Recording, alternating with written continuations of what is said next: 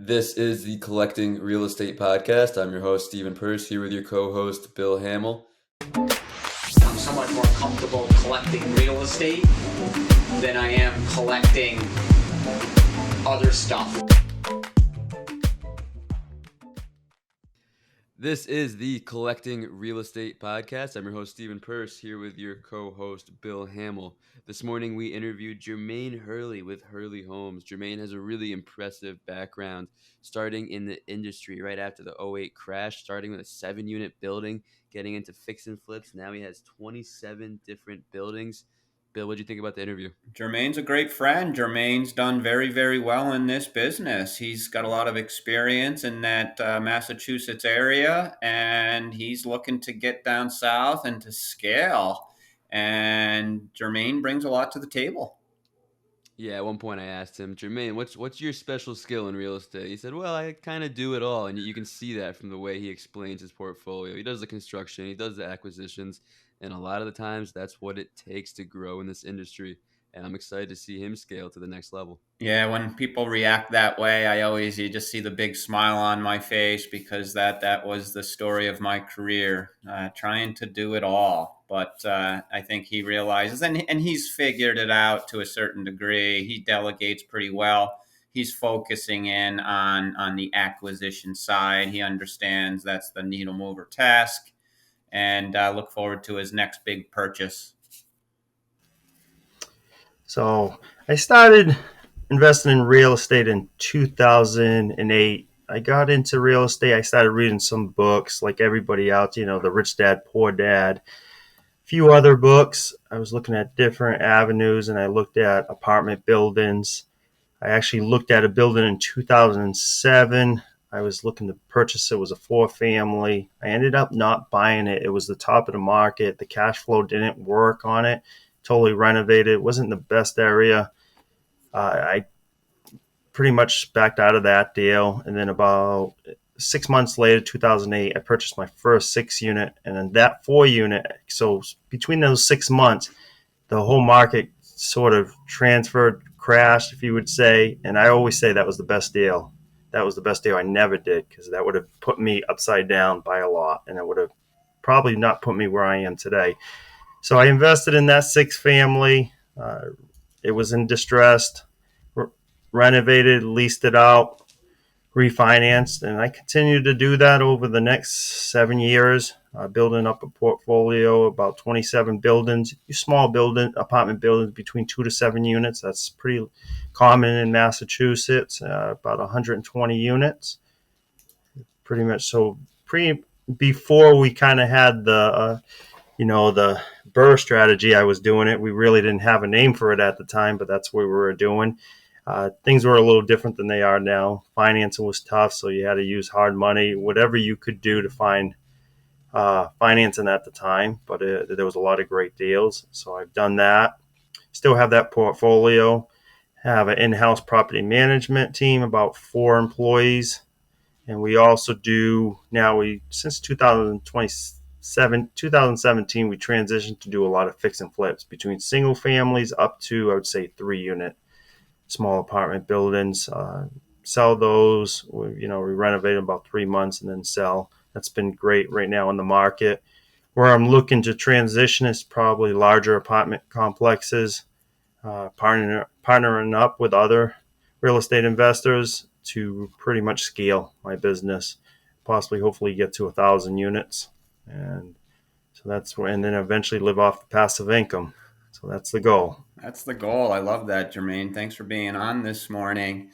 I appreciate the timing that you had. So the best deal sometimes is the one you don't purchase. I can relate with Yep. that. Back in 2008, that's when things just dipped. Here's the recession. You didn't buy that first deal. Best thing that could have knocked someone out of business right after the first deal, soured the the whole idea of investing in real estate. At that point, you started building your portfolio. Obviously, had some challenges. The banks were tightened up, but off and running you went on that first deal that you did buy, were you able to get normal bank financing, or were you forced to be creative right off the get-go? So I partnered up with a gentleman, Steve. So we pretty much, he's an uncle through marriage, and I was reading books. I was 27, probably like 20, 30,000 in debt, had student loans. I really didn't have any money myself. So what we did was I showed him some of the books I was reading. He educated himself, and he actually took a line of credit on his house. So that's we were where we were able to get the seed money to purchase that property. But even before times hit the fan, I would say I was reaching out to people, sellers, seeing if they would take a seller finance, and it's crazy because a few months before things crashed, I was getting sellers insults from sellers saying, "There's no way I would do that. Do you know anything about real estate? Why would I do that in this market?" And it's crazy because soon after, I think a lot of those same sellers would do anything to get sell those properties. So. And then we did that, and then we were able to refinance to a traditional community lender for like I think it was about 200,000, so 5-year fix. So it was a good loan, and we were able to take most of our money out, and that was great during that time. A lot of the times you weren't able to refinance all the money out because the appraisals were coming in very tight. You have to be scrappy to get started. Jermaine, you from the Boston area?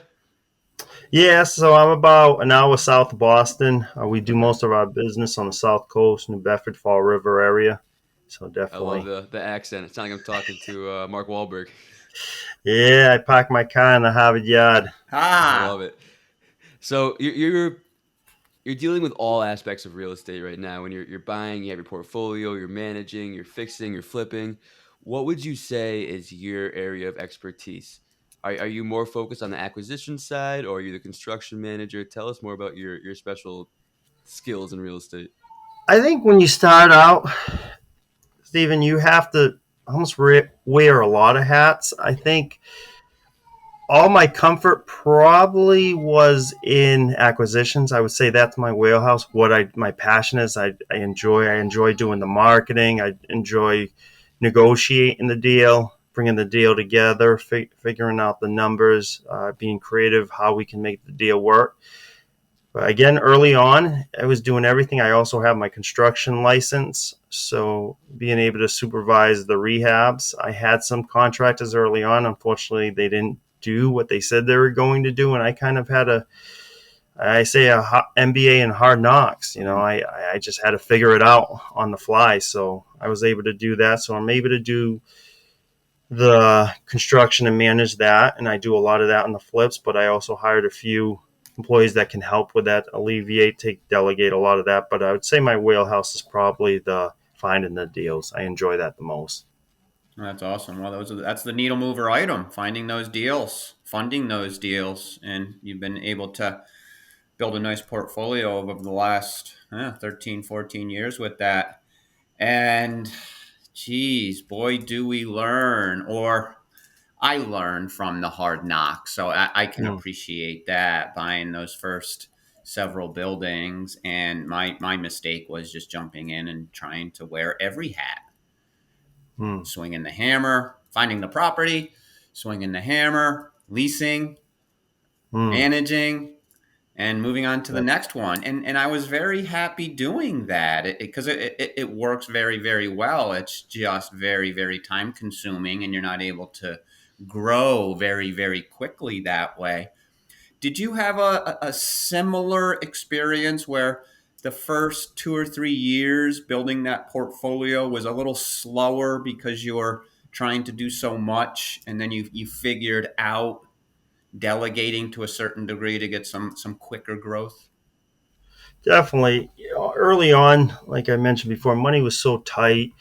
It was hard to have the capital to hire the more reputable contractors. And when I say reputable, I still had guys that did the work and did good work. It just they could manage everything themselves. It was more where I had to The contractors, they did good work, but I had to manage them. I had to get the material there. It was just best they get there and do the work. No, everything. Whether there was times, it wasn't money. I had some guys that did great work, but they didn't have their driver's license, so I had to drive them to the job, and I had to go get the Home Depot and go get the material. So looking back, that probably wasn't the best thing, and it probably limited my growth. It was the only thing I knew at the time. I think looking back now, I would definitely say delegate, hire, and focus on what your highest and best use is. And for me, that's probably the relationships, the acquisitions. However, again, during those times, you just were trying to get through and grinding through it, and that's all you knew how. And I was thinking, how can I afford someone else when I can just barely afford? It's very overwhelming when looking at the time, but looking back now, yes, I definitely wish I delegated more and did things, made it much easier on myself. You have to outsource and delegate to grow, but even when you do outsource and delegate, you're still managing that person. Whether it's a property manager or construction manager, you're still managing them. So Oh, it's definitely. never completely passive. There's still that active management role. Definitely. Sticking to Yeah. the topic of growth, you said you're looking to scale in the near future, trying to go after larger buildings. What's your plan for that? Are you planning to stick around Boston? Are you looking to syndicate around the country? Tell us more about that. I'm looking at, so the Boston area is very difficult, Stephen. We don't have very large units, large complexes to scale. A lot of it's like what I have, the 2 to 7 units. That's what we really have. We do have some larger complexes, 30, even some 100, but they're very hard to come by, and it's usually institutional uh, companies, institutional money that handles those. Looking, probably looking looking in the East Coast. I've looked at the Carolinas. I've looked at Florida. I've talked to a lot of other people with boots on the ground, looking to partner up with others, a part of a multifamily group. And that's pretty much where I'm looking to focus, where I can provide some, I would say, is some capital, some experience. Pretty much, it doesn't matter where the apartment building is. It's 4 walls. You pretty much know what you need to do. So those are the things I'm looking at. We were able to do a pretty large cash out refinance and get in at the good rate before the rates pretty skyrocketed. So that's pretty much what we're thinking, whether it's coming in as a KP or just coming in with some capital or that experience. No, that's awesome. Met you at that same mentorship group, and most of the people are focusing in the South, the Southeast, Texas, Southwest, based on those demographics. Definitely. Everybody says no, Northeast. It's much more difficult to manage our properties that way, but we just have to adjust accordingly. We certainly have to in New York. We can moan and groan as much as we want about the tenant landlord laws and a lot of the regulations that we deal with, but we're always able to pivot and still benefit by owning multifamily real estate. What are you dealing with in that Massachusetts area? What types of challenges are you dealing with now that you didn't necessarily have to deal with 8 or 10 years ago? I think a lot of things. So definitely, the landlord tenant law is very difficult, especially then through the years with COVID. We definitely had a moratorium that lasted, it seemed like at least a year. Even now, to this day, the process is slowed down. Pretty much, it's still a lot of virtual, so it's slowing. If you're trying, the eviction process is very slow. It was slow before; it could be about 3 to 6 months. Now it's even slower. So I would say that's an issue. Sometimes in Massachusetts, it's getting permits. It can take some time. At least 30 days or more. So I think that's an issue with progress. Zoning is very difficult to get land and being able to build on it. We deal with a lot of issues. There's just not a lot of land here. I think that where the opportunity maybe would be to taking an old warehouse, an old factory building, and converting that to apartment complexes, and that's kind of what a lot of people are transitioning to in the area. But again, it everything takes a lot of time, permitting, zoning. So again, that I would say that's the issue. We're not really. I haven't seen much rent control yet come down. I know they've talked about it, especially in Boston. It hasn't come down to our area yet, so it's still something to consider. Yeah, most of these northeastern states are very tenant friendly with the legislation, but like Bill said, you pivot and we figure it out and we move forward and we still Definitely. do what we like to do here in multifamily real estate. I like that redevelopment space play that you mentioned. That's so popular right now. I see that a lot in Florida as well. You find a warehouse or an old factory and you give it a modern look, but it also has that rustic old feel that people love to see. And you combine those two elements, and you have a great apartment building there. This is the Collecting Real Estate show, so I like to talk about specific properties sometimes. You told us the best deal that you never did. Can you tell us about a great deal that you did, how you found it, maybe how you funded it, and more details on a specific deal, specific property? So different deals. I've gotten deals whether it's from direct marketing. I always enjoy that.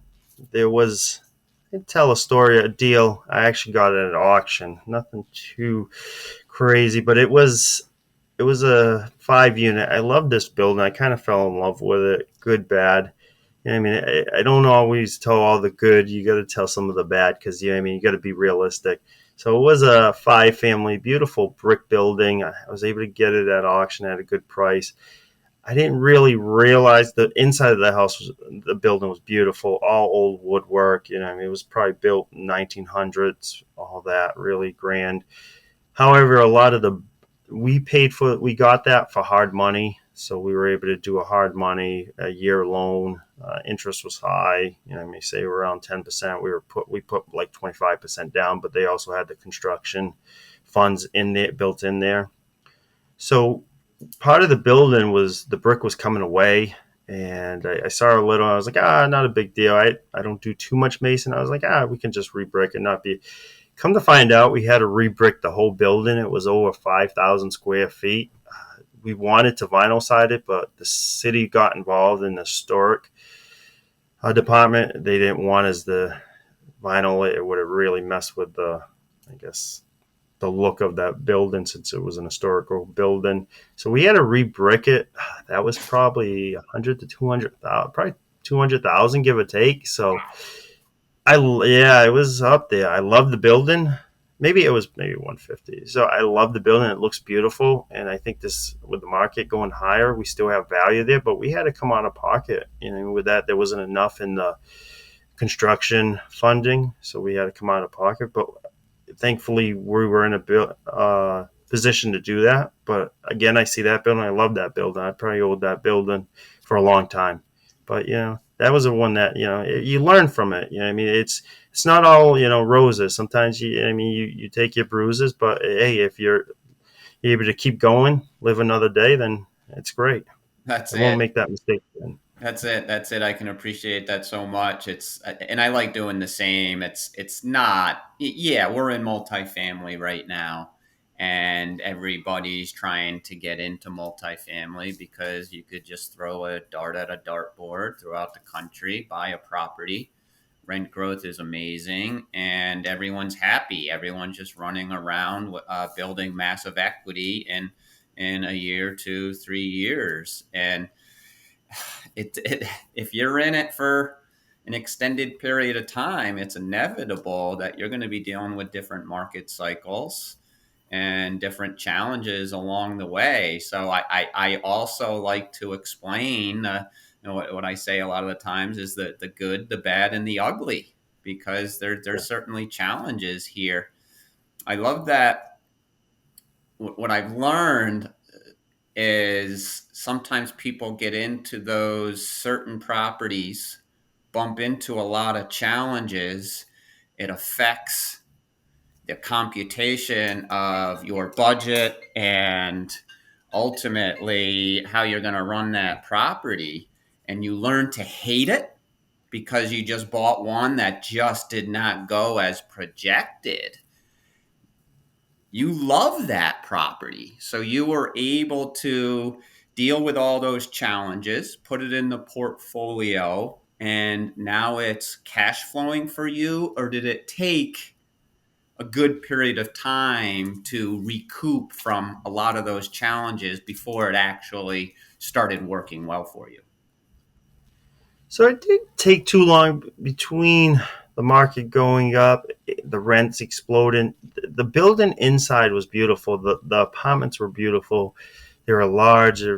So the rents we could get were really high. So it cash flowed, considering how much we had to put into it. Still cash flowed probably when we finished the renovations and refinance. It cash flowed from day one. But I've definitely had buildings that took a few years and didn't cash flow, or where the other buildings was picking them up. It sounds like So you've we've overcome definitely a had lot of that. So, challenges here, which I think but most this one particularly, multifamily operators do in their journey.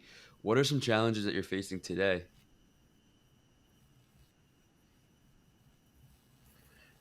I would say right now the pricing, obviously, seeing the market, it's kind of where are things going to go. We know rents hopefully will continue going up.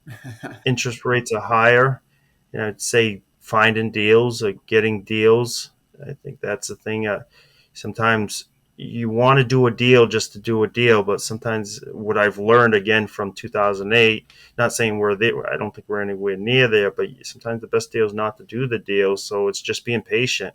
I would say that it's just finding a deal that makes sense, that cash flows, that's pretty much meets your objective and your future objective. So that's probably the biggest struggle right now. Well, and you learned that from day one. You didn't buy that first deal, and it was a great move. You're then able to find a property that did work for you shortly after that recession, and build this portfolio. We all learn from our experience or not experiencing a bad deal. Getting to the multifamily scaling up, because that's how we met. That's our desire. That's what we're looking to Yes. do, to scale into large multifamily.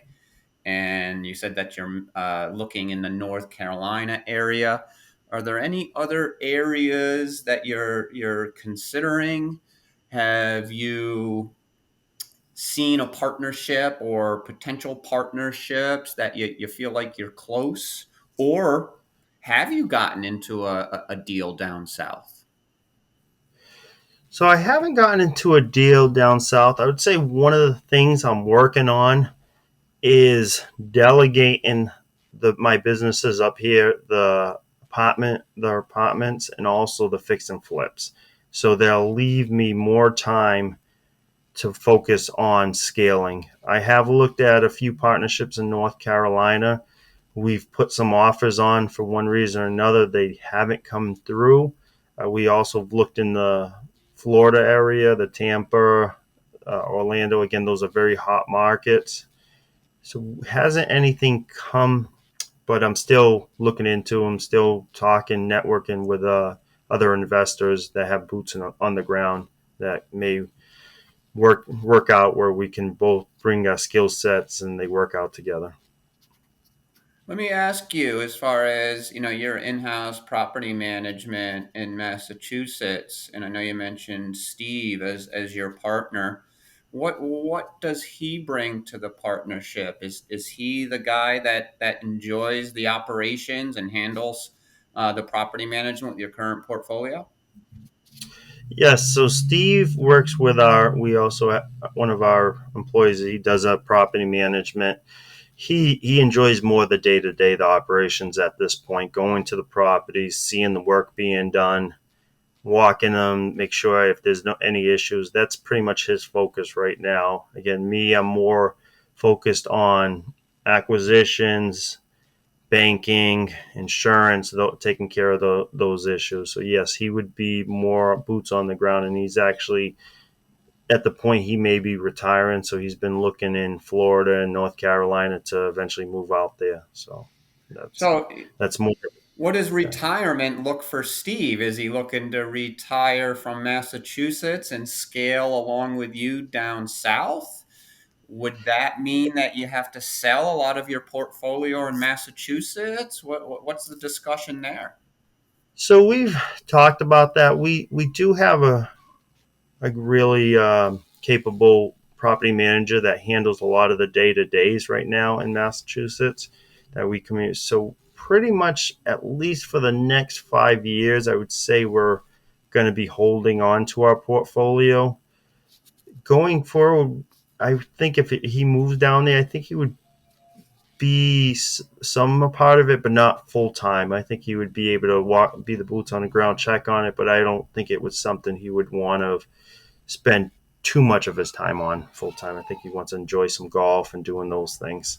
Good for him. Good Which for him. That's the beauty of being a real estate investor. At any point, it's up to us to make that next move. You could either get busier or less busy, or moderately busy. It's up to us on setting up that business and running it. The way that you choose. Real estate does its thing. On the multifamily potential down south, what's your deal criteria? What type of deals do you want to get into as far as unit count, size of assets, as far as price? What have you been looking at, and what do you desire? I'd say at least probably 30 units, 20 to 30, at least 30 units. I'd say 30 units or above.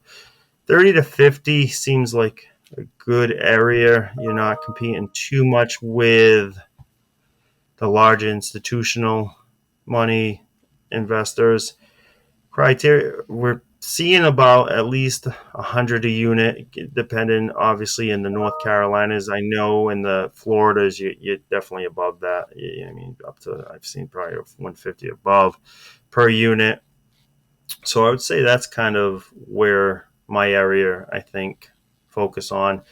Where KP, being able to probably sign on comfortably about, 4 million, give or take. With my partner, probably maybe around 8. So There's a if lot we of had to, competition in those so just markets. that's That's kind where of, we see these so multifamily that would probably syndicators be a flocking to sweet spot. because of the landlord friendly laws and the rent growth and the equity growth that we've seen over the last almost a full decade throughout this cycle. Bill, I know you're busy on a mastermind today. Jermaine, you have a portfolio of 27 buildings, extremely impressive. I can't imagine how much time that takes to manage. So, Bill, you want to wrap this one up today?